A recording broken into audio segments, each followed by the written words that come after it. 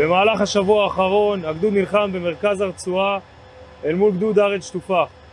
כחלק מהאמל"ח הרב שנתפס נמצא על אחד המחבלים מצלמה אשר חושפת את שיטת פעולה של האויב, שהאויב מנסה להשתמש באוכלוסייה אזרחית ולהסתוות לאזרח תמים אשר מחביא טיל מסוג RPG תחת צמיחה ובמסווה אזרחי יורה על כוחותינו.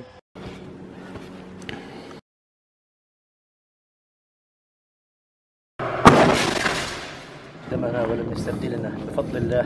دمرنا 3 دبابات مركبة تروفي.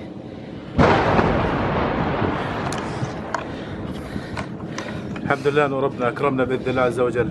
دمرنا 3 آليات فجرناها تفجير كامل بإذن الله عز وجل. الحمد لله رب العالمين. ربنا أكرمنا ولو معنا كمان قذائف 105 لضربنا أكثر بإذن الله. الحمد لله. امسك.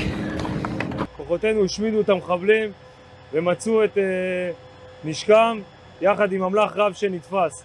גדוד שקד ימשיך להילחם כנגד האויב עד כמה שידרש.